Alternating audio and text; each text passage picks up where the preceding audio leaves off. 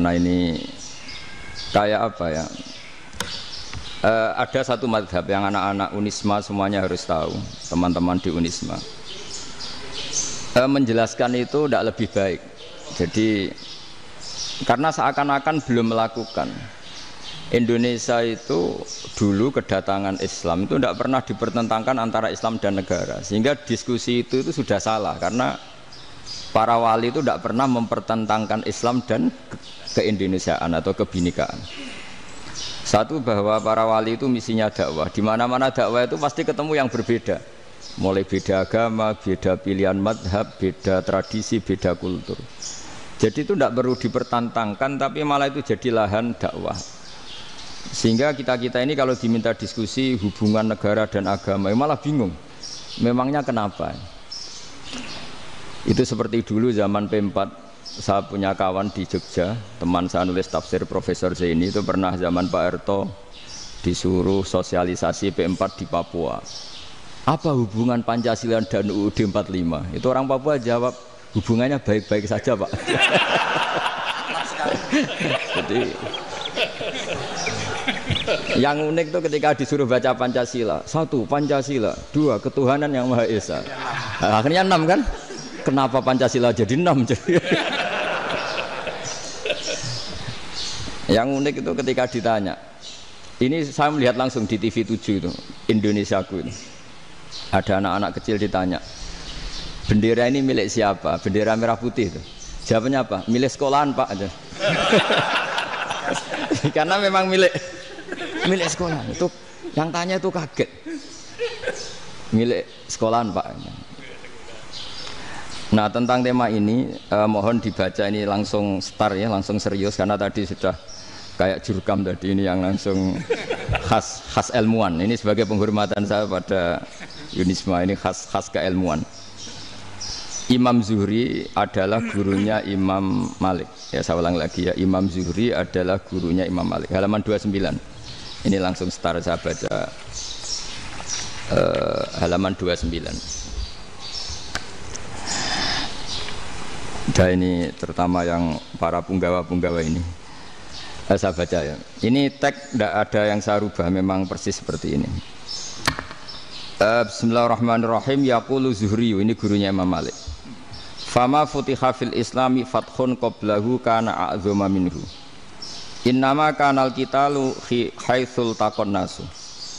Falamma kanatil hudnatu wa wadu'atil harbu wa amana nasu ba'duhum ba'du wal taqaw fatafawadu fil hadits wal munaza'ah. Falam yaklim ahadun bil islami yaqilu syai'an illa dakhala fihi. Walaqad dakhalataini kasanaten mithlu man kana fil islam qabla dzalika wa aktsar. Terus ini ngomongnya harus santai, nggak boleh provokatif. Begini, kita tahu dalam perdamaian Hudaybiyah itu poin-poinnya itu semuanya merugikan Islam. Di antaranya adalah jika yang Islam masuk kafir harus dibiarkan, karena berarti masuk ke habitat asli. Karena Nabi sebelum jadi Nabi, komunitas pokok itu kafir, sehingga kalau Islam masuk kafir kembali ke habitat. Tapi kalau Islam masuk kafir, kafir masuk Islam itu harus dikembalikan karena dianggap bid'ah.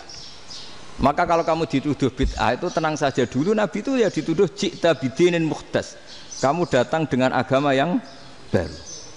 Cuma agak diteruskan wa kullu muhdasatin bid'ah wa kullu bid'atin dalalah. Jadi orang-orang kafir dulu kalau ngomentari Nabi ya ji'ta bidinin muhdas, kamu datang dengan agama yang apa? Baru. Nabi nurut.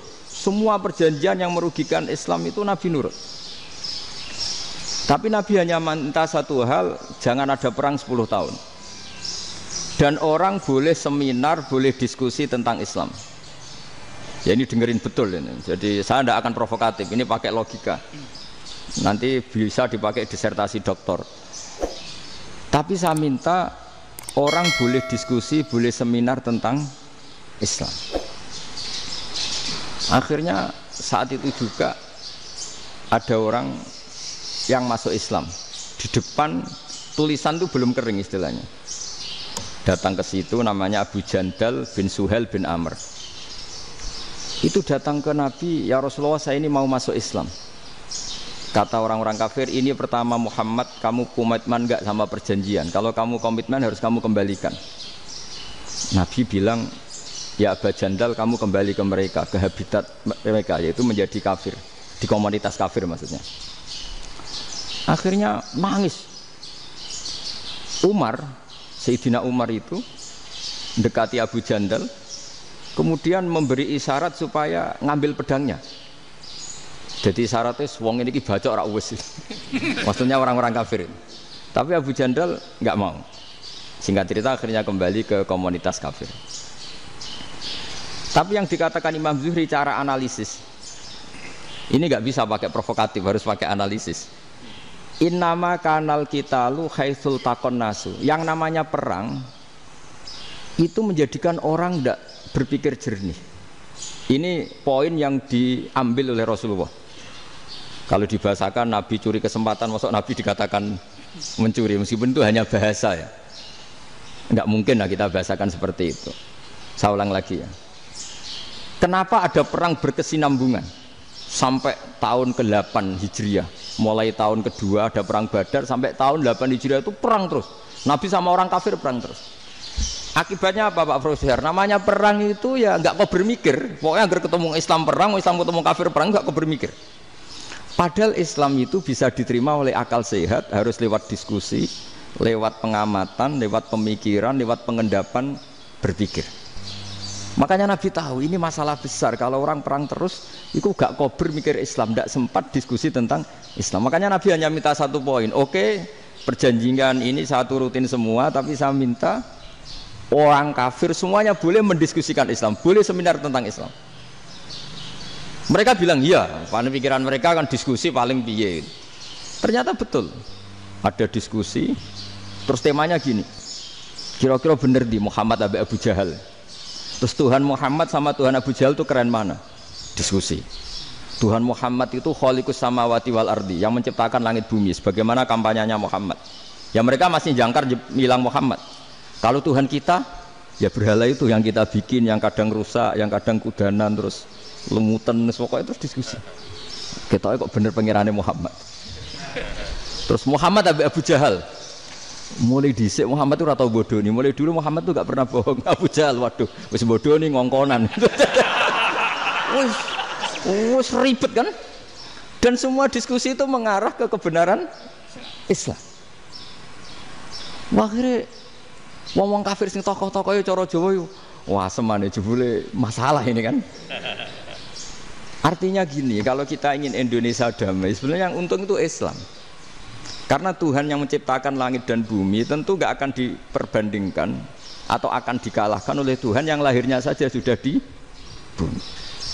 Misalnya kita menjual Tuhan Allah, siapa itu yang menciptakan langit bumi, yang ada sebelum langit bumi? Bandingkan dengan Tuhan yang lahirnya di bumi, ada tanggal lahirnya, ada aktenya, itu kan sudah ribet kan? Begitu juga kalau memperbandingkan tokoh. Muhammad itu siapa? Tokoh yang bisa menyatukan pan-Arabik, tokoh yang begini-begini, yang sayang istri, sayang keluarga. Dibandingkan dengan tokoh Abu Jahal, Abu Lahab yang corong jauh penggaweannya yang ngerugikan orang lain. Akhirnya orang itu mulai tertarik sama Islam. Makanya kata Az-Zuhri pakai bahasa dulu, falam yaklim ahadun bil Islam. Tapi kalau sekarang yang populer itu bahasa yatakallam. Sebenarnya yang benar itu bahasa kalimah yaklimu kalaman, karena masdarnya itu kalam, berarti sulasi nopo mujarrad. Tapi di fiilnya itu mujarradnya enggak kelaku. Jadi di fiilnya takallama ya takallamu, tapi untuk masdarnya yang kelaku kalaman. Jadi ini agak unik, agak enggak lazim. Mestinya kan takallama ya takallamu takalluman, tapi di masdarnya kalam populer, tapi di fiilnya tidak populer. Saya teruskan ya. Ini penting sekali. Jadi menjual Islam, kalau boleh dibahasakan menjual, itu tetap enak dalam kondisi damai. Karena kalau kita perang, itu bawaannya kalau ketemu ya perang. Kalau ketemu perang, sehingga orang itu rakober diskusi dulu. Saat benernya Islam sampai kafir itu bener di. Karena tidak kober diskusi, tidak sempat diskusi, orang yang milih yang kafir. Karena yang mayoritas yang kuat. Sementara Islam zaman itu lemah. Lah Nabi itu yang diminta hudnah, yang penting kita damai. Terus orang boleh mendiskusikan benar mana kita dan mereka. Ya setelah diskusi ya tadi kan nggak mungkin Allah yang begitu keren hebat pencipta langit bumi dibandingkan berhala yang mengurus dirinya sendiri saja tidak bisa. Walhasil terus orang mulai tertarik sama Islam dan aturannya nggak boleh dilarang diskusi itu. Nah makanya saya pernah ditanya beberapa profesor di Jogja, Gus suatu saat kalau kampus paling keren di Jogja ini ada Islamic Studies kemudian pengajarnya dari berbagai agama, ini riskan nggak bagi Islam? Saya jawab asal yang didiskusikan Islam itu nggak masalah, yang repot itu nak umat Islam. Karena kalau umat Islam yang jadi percontohan, banyak raja yang dolim, banyak pemimpin muslim yang dolim, terus identik dengan Islam itu jadi dolim kan ribet. Ya kalau pas umat Islam, kalau Islam yang kumat kan jadi masalah kan. Nah ini kan terus jadi beda umat Islam sama Islam yang lagi apa? Kumat. Singkat cerita terus Islam mendapat posisi yang luar biasa. Nah makanya di sini diistilahkan falam makanatil hudnah, ketika ada perdamaian wa amanan nasu ba'dum ba'do, orang merasa aman, itu fatafawadu fil hadis wal munazaah, mereka berdebat. Munazaah itu berdebat, keren mana konsep Muhammad dengan konsep Abu Jahal, keren mana konsep Tuhannya Muhammad dengan Tuhan kita, terus diskusi dan mereka akhirnya ikrar, wah yang benar ya Muhammad lah. Di mana-mana Tuhan tuh ya sebelum langit dan bumi, di mana-mana Tuhan ya punya reputasi menciptakan.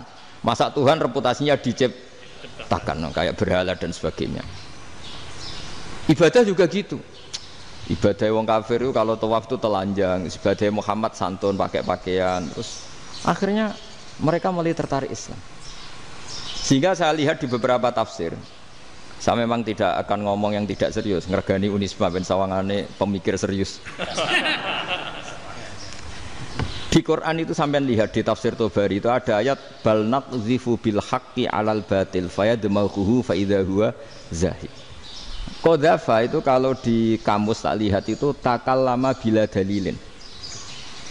Qadzafa itu ya pokoknya sekenanya. Artinya gini, kebenaran Islam atau kebenaran hak itu kamu taruh sekenanya saja itu tetap menang. Apalagi kamu taruh secara teratur, kamu taruh sekenanya saja itu tetap menang. Sehingga di sini banyak sahabat yang hidup di Cina. Sekarang juga banyak orang alim yang milih hidup di Amerika, banyak orang alim yang milih hidup di Inggris. Dan mereka pede, percaya diri karena kebenaran itu kamu letakkan di mana saja, itu tetap akan menang, akan menemukan momentum kemenangannya. Misalnya gini, contoh paling gampang. Dulu para peneliti, seorang lagi dulu para peneliti itu ya datang kemana-mana, termasuk Ibnu Battuta, termasuk Ibnu Khaldun, ya semua peneliti itu suka neliti. Setelah diteliti, Quran itu satu-satunya kitab suci yang membicarakan sains, misalnya tentang falak, tentang astronomi, tentang asal-usul kejadian manusia, kejadian makhluk, juga bicara tentang geografi, geologis, semuanya. Sementara kitab lain hanya cerita tentang mawaid wal hikam wal ibar. Jadi diteliti kayak apa, pada akhirnya hak ini yang menang. Bal naqdhifu bil haqqi 'alal batil fayadmaghu fa idza huwa zahid. Saya berkali-kali cerita, ada ulama yang ahli matematika. Ketika ditanya kenapa kamu suka ngajar matematika, sampai muridnya itu ragu, ini guruku mlebu swarga ta ora, penggaweane mulang matematika. Tapi para muridnya bermimpi bahwa Imam Amudi itu disuruh ngajar para malaikat. Dan itu pede betul dia.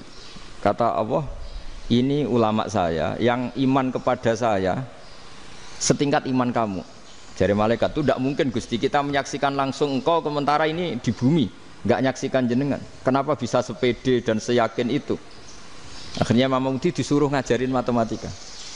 Jadi Anda kalau profesor itu nanti harus sempat ngajari malaikat, itu baru benar-benar profesor.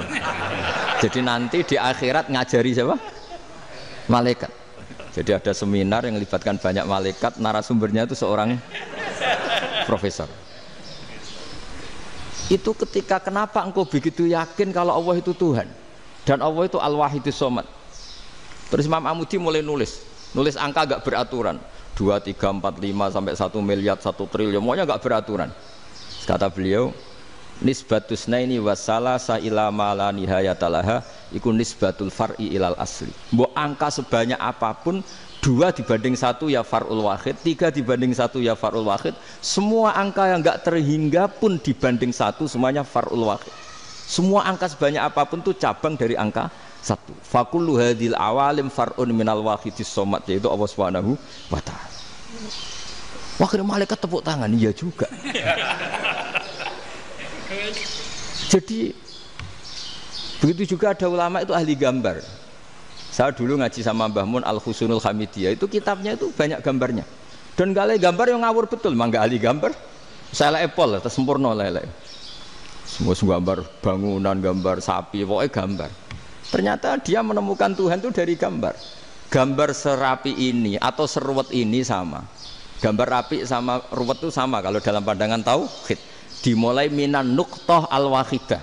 Kowe cek gambar sing rapi sing indah, cek gambarmu elek, dimulai dari 1 titik. Dan titik ini nuqtatil wujud, yaitu Allah Subhanahu wa ta'ala. Jadi nak cara ahli tauhid gak penting gambare api, menang lomba atau ora penting. Butuhe hadis surah ini gambar baik yang rapi maupun ndak adalah min nuqtah dari 1 titik. Ya, alam raya sebanyak ini mbok gambar mbok ora, cek mulai Mars sampai Jupiter kabeh semua bentuknya yang banyak ini semuanya min nuqtatil wujud, yaitu dari titik wujud. Ini kok Allah Subhanahu wa ta'ala. Di sini hebatnya ulama-ulama, mbok dia pengajar matematika, mbok pengajar gambar, semuanya dipakai perangkat untuk tauhid. Nah, itu kan juga bagian dari Islam damai, Islam yang sangat tidak perlu perang untuk orang dipaksa Islam, nggak perlu provokatif kayak tadi pidatonya rektor jenengan tadi. Jadi ciri utama ilmuwan tuh kalau ngomong datar tapi logikanya nggak terbantahkan, itu ciri khas ilmuwan. Kalau ciri khas politikus kalau ngomong itu keras, provokatif lah kira-kira gitu. Tapi isinya biasa. Nah saya berharap nanti semua profesor doktor itu datar tapi isinya kualitasnya bagus ini. Mentes. Jadi makanya terus kata ulama, kenapa diistilahkan balnat zifu bil haqqi? Kenapa pakai qadzafa sementara qadzafa maknane takallama bila dalil? Maksudnya bila dalil di sini itu min ghairi ikhtiyajin ila dalilin. Kebenaran itu memang enggak butuh dalil. Apa kita perlu dalilnya apa? Buktinya apa? Kalau 3 itu cabang dari 1. Wong gendeng yang takok gitu pas orang gendeng. Wong 3 cabang dari 1 kok ditanyakan buktinya apa? Itu min awalil bidah. Pertama orang pasti tahu kalau 3 itu far'ul wahid. 1 juta juga far'ul wahid. 1 miliar juga far'ul. Gambar yang sebanyak apapun ya dimulai dari 1 titik. Cek gambar benar maupun yang tidak. Akhirnya apa? Ulama dulu itu sebegitu rileks nerangkan tauhid. Lalu kenapa asma ini yang ya ini kan khas NU ya, khas pesantren. Sebenarnya saya keberatan pakai istilah khas NU, pakai khas pesantren karena NU itu anaknya pesantren, jangan dibalik pesantren anaknya NU, karena sebelum ada NU itu ada pesantren. Tapi kayaknya Unisma lebih suka pakai bahasa NU dan saya ya agak orderan yang terpaksa disuruh ngomong. Ini agak apa ya, agak kacau sebetulnya ini, agak kacau. Jadi NU itu sama pesantren itu tua pesantren. Jadi NU dilahirkan pesantren, bukan dibalik pesantren dilahirkan NU. Sehingga barokahnya didirikan pesantren ini, kadang nyuwun sewu sekali Mbah Hasyim itu kadang ide besar beliau itu ora dituruti wong NU. Jadi Mbah Hasyim cara kula kok dadi Mbah Hasyim ya mangkel. Mbah Hasyim itu ngarangno kentong. Nggih ngaramno beduk, tapi NU nganggo kentong. Beduk. Dan uniknya Mbah Hasyim enggak tersinggung. Karena ciri khas pesantren itu membolehkan perbedaan apa? Pendapat. Itu masyhur khilafnya Mbah Hasyim sama Mbah Fakih Mas Gumambang itu sampai dikitabkan. Saling ngeritik, saling macam-macam lah. Jadi cara berpikir Mbah Hasyim ketika Nabi rembukan, ini gimana ya cara menentukan waktu sholat ya? Ya pakai kentong ya Rasulullah, zakalin nasoro itu untuk orang Nasrani. Ya pakai buk itu trompet, zakalil Yahud itu untuk orang Yahudi.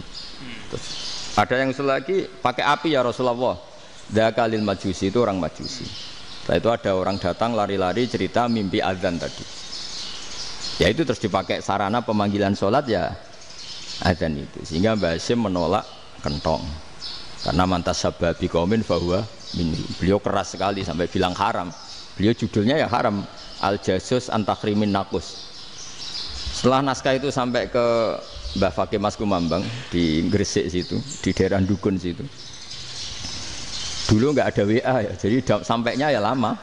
Makanya saya sampai sekarang nggak punya WA, karena ya saya ulama kan, kalau WA-an terus ya jadi ulama. Nggak jadi ulama, main WA-an terus itu.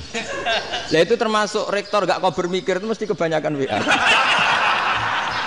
Karena kan otaknya didikte oleh sesuatu yang masuk, sesuatu yang dilihat itu kan pasti mendikte kita. Beda kalau yang enggak WA-an kan mikir apa kita yang menentukan. Kalau WA-an kan kita ditentukan. Mau mikir anaknya butuh apa, gara-gara WA informasi Jakarta mikir Jakarta. Padahal secara kewajiban ngapain kamu orang Malang mikir Jakarta? Gara-gara WA mikir Jakarta belum selesai ada berita di Sulawesi, mikir Sulawesi. Habis itu mikir NTT. Makanya semua orang sekarang merasa tokoh nasional gara-gara informasi yang masuk itu nasional. Jadi Mas Yo RT yang mikir gimana Gus Indonesia kok. Padahal RT loh. Sampai lupa kalau dia itu RT. Jadi semua orang sekarang merasa tokoh nasional. Dan itu gara-gara apa coba? Akhirnya semua orang juga punya ide tentang nasional. Harusnya negara itu gini-gini. Jebule wonge sing duwe ikon itu sapa? RT. Ribet kan? Saya teruskan, setelah naskah itu sampai ke Kiai Fakih Mas Kumambang, beliau itu marah besar. Ini harus dilawan, dan saya bukan karena benci Mbah Hasyim. Beliau teman saya ketika ngaji Kiai Mahfud di Mekah. Jadi Mbah Fakih dan Kiai Hasyim itu teman ketika ngaji di Mekah. Terus cara ngelawan tuh lucu, gak ilmiah, tapi gak ilmiah wong alim tetap ilmiah. Di mana-mana serupa itu tidak sama. Ya kalau mungkin zaman Nabi di Medina itu, zaman itu kentong itu identik dengan milik Nasrani. Di Indonesia beda. Pos kampling ya kentong, kebakaran ya kentong, wae sarapan orang di LP ya pakai kentong. Jadi tidak ada jaminan kalau kentongan itu identik dengan Nasrani. Lalu haramnya di mana? Yang di mana-mana tasabuh itu identik. Ini tidak identik. Mulai masalah kan? Mulai masalah. Jadi beliau gaya judul Hazruus. Hazruus itu kepala bergeleng-geleng. Sekarangan kok ngene jadi sekarangan kok provokatif gitu. Nah. Dan itu Mbah Hasyim ya hormat Mbah Fakih hormat Mbah Hasyim. Saya sendiri secara pribadi itu lebih suka pendapat Mbah Hasyim sebetulnya. Karena bagi saya sholat itu sakral, ya sudahlah kalau sakral ya dipanggil dengan sesuatu yang sakral yaitu kalimat thayyibah adzan. Tapi saya tidak akan bilang kalau kentongan itu haram. Karena kalau haram alasannya mirip orang Nasrani. Sementara pos kampling ya pakai kentong, ada banjir ya kentong, ada kebakaran ya kentong. Jadi tidak identik untuk misa atau untuk sholat ala Nasrani. Tapi itu dulu ya rileks saja, dua beliau itu ya saling menghormati, padahal saling kritik. Dan dulu ulama yang beda madhab itu ya saling menghormati. Imam Syafi'i itu kalau sholat di kawasan Masjid Abi Hanifah ya tidak kunut. Ketika ditanya kenapa kamu tidak kunut, sementara engkau berpendapat kunut itu sunat, ikroman di hadal madhab, saya sangat menghormati madhab. Imam Ahmad bin Hanbal itu berpendapat kalau orang pakai bekam, pakai iftisot atau hijamah itu batal sholatnya. Sementara Imam Syafi'i mengatakan tidak batal apa sholatnya atau wudunya tidak batal. Tapi Imam Ahmad itu ditanya, apa kamu makmum Syafi'i? Bagaimana mungkin saya tidak makmum sama wali kutub seperti Imam Syafi'i? Padahal menurut keyakinan Imam Ahmad ini sholatnya batal. Ini habis ikhtijam udah wudu. Tapi tetap saja beliau karena perbedaan pendapat di furu' itu lazim. Ya orang boleh berdebat lah. Ketika Unisma datangkan saya, itu saking senengnya kiai, saking sombongnya sampai ngatur kiai, kan nggak pernah bisa diperdebatkan. Itu kan orang boleh debat kan? Itu saking angkuhnya apa saking senengnya kan nggak jelas kan? Kan dan orang boleh setuju pendapat saya, yaitu ngatur kiai itu haram. Setuju juga Pak Rektor, ekspresi mahabbah itu ya macam-macam. Dulu sahabat ya gitu, sahabat itu ada yang nggak kenal wajahnya Nabi sama sekali sampai akhir hayatnya. Ketika ditanya, lo kamu itu sahabat kok nggak tahu wajahnya Nabi? Saya tidak pernah berani memandang Nabi karena ijlalan Nabi. terlalu menghormati saya sehingga tidak berani memandang wajahnya. Ada sahabat yang penggaweane delok wajah Nabi sampai bisa nyifati alfiu faminunil hajib, sampai bisa nyifati detail karena delok wajah Nabi itu ibadah.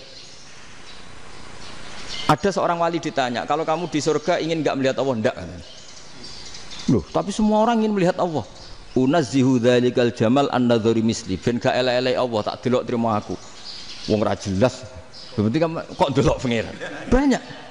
Jadi justru tapi karena saking takzimnya. Ndaklah mosok sak aku kok. Makanya saya berkali-kali cerita, menurut kesepakatan ulama soft awal itu paling baik. Tapi banyak juga wali yang kalau sholat itu di belakang. Koyok paling bener yang kok ngarep gitu. Lu bayangkan misalnya kamu semangat di soft awal di Masjid Haram, jebule sholatnya salah. Itu dari malaikat gayane kok ngarep, jebule ra roh. Iku kan di sini-sini wong. Jebule bodoh gitu. Gayane kok ngarep jebule. Coba orang kalau sowan Mbah Mun yang berani di depan itu kan ya ketuanya atau jubirnya kan. Yang merasa ndak pati pinter-pinter kan mesti di pojokan. Artinya sudut pandang seperti itu ya sah saja, apa?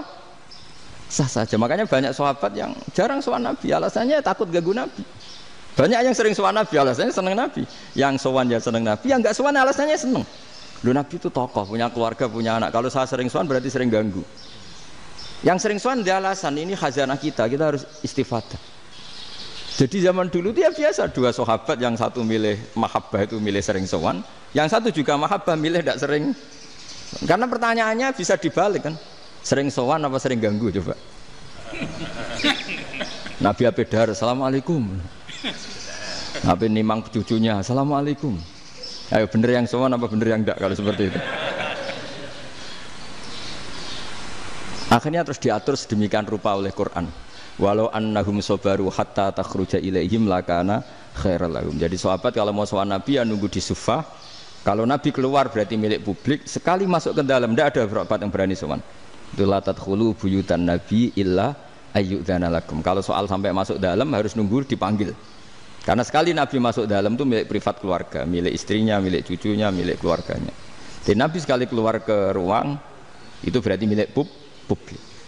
Itu terus jalan tengah. Karena kalau langsung masuk, bayangkan saya itu sering menyaksikan.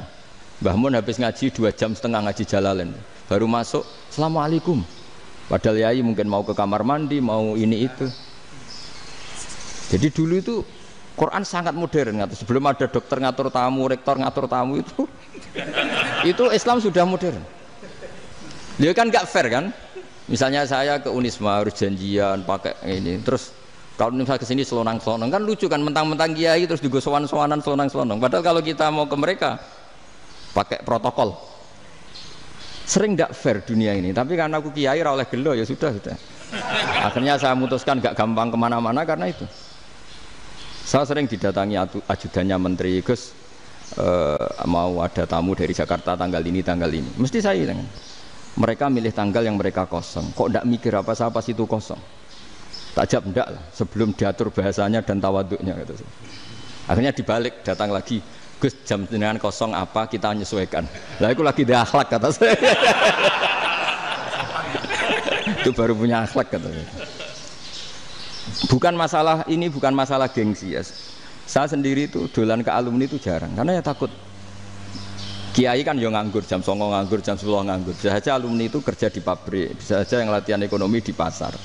Sehingga kalau saya datang jam 9, iki kiai sing nilai santri ini, apa kiai sing ganggu santri. Nah karena orang ini melakukan rutin gak kok berpikir, pokoknya ngono jenenge silaturahim. Mau nyerah kok berpikir, padahal kalau diangen-angen ini kiai yang nilai santri ini, apa kiai yang ganggu santri ini karena datang di jam kerja. Nah, bayangkan kalau kebenaran dulu itu dikawal oleh satu peradaban perang. Jadi Nabi sesuai diangen-angen Pak Nabi. Perang Badar menang Nabi, perang Uhud menang wong kafir, perang ini gonta-ganti. Apapun itu yang penting satu kesimpulannya, cara Rasulullah kesimpulannya satu. Orang tidak kober mikir kebenaran secara mengendapkan pikiran dengan pikiran jernih. Maka hebatnya Nabi ketika perjanjian, pokoknya saya minta nggak ada perang. Dan orang boleh mendiskusikan Islam. Itu luar biasa idenya Nabi. Karena bawaan perang itu wong kan nggak kok bermikir. Ibarat seorang misalnya seneng satu perempuan, ketemu rivalnya langsung perang kan gak mikir. Tapi kalau kau bermikir, jangan-jangan cawe wedok iku ora seneng aku. Untungnya apa untuk wong ayu ora seneng, malah mau loro hati. Terus sudahlah, buruan dialihkan kemana kan gitu. Itu nak mau amen WA nan tukaran lewat SMS atau tarung langsung ora kau bermikir. Tapi kalau kau bermikir, akhirnya berpikir nih. Perempuan tadi sebenarnya yang disenangi siapa? Oke, ternyata senang Pak Erik. Sudah kita ngalah. Karena tidak ada nikmatnya kan menikahi perempuan yang sama sekali tidak mencintai kita. Tapi kalau nak kau berpikir pokoknya diprovokasi, wah gue kalah mbek A, gue kalah mbek B. Pikirannya kan ojo sampai kalah. Bareng wis menang ternyata ada emas lah. Nah bayangkan Islam itu seperti itu dulu, dipertarungkan. Wong Islam itu dinu aklin, agama yang diterima dengan akal sehat. Tapi sekarang ukurannya perang. Yang menang berarti benar, yang menang benar. Kan terus jadi repot. Itu Nabi tidak ingin, makanya Nabi ingin sudah lah, nggak ada perang. Nah makanya kata Imam Zuhri, fathul Islam terbaik adalah orang boleh diskusi tentang Islam dan tidak ada perang. Lagi-lagi penting, tidak perang itu penting, silmun itu penting, perdamaian itu. Setelah tidak ada perang, akhirnya fatafawadu fil hadis wal munazah, orang boleh diskusi apa saja, termasuk boleh adu polemik. Konsep satu Tuhan dan Tuhan banyak diperdebatkan. Akhirnya Nabi secara rileks bisa menjelaskan. Muhammad, urusan kita banyak. Kalau Tuhannya satu tidak cukup, Tuhan harus banyak untuk menyelesaikan berbagai urusan. Ada Tuhan bagi rektorat, bagi macam-macam kan. Ada Tuhan untuk ngurusi utang, ngurusi BPKB, macam-macam. Terus kata Rasulullah, enak saja Nabi jawabnya. Ya kalau kamu punya majikan banyak, perintahnya beda-beda, kamu mangkel enggak, bingung enggak? Ya susah mat. Kalau majikannya banyak, perintahnya beda-beda, kita jadi repot. Senang mana? Senang majikan satu. Ya sudah Tuhanmu itu majikan kamu. Kalau Tuhannya banyak, perintahnya macam-macam, kamu yang repot. Akhirnya sudah mat Tuhannya satu aja. Nah, itu ya barokahnya diskusi tadi, barokahnya enggak perang. Daraballahu mathalan rajulan fihi syuraka'u mutasyakisuna wa rajulan salamal lirajul hal yastawiyani masalah. Terus alhamdulillah. Jadi orang yang paling kafir pun saat itu taslim.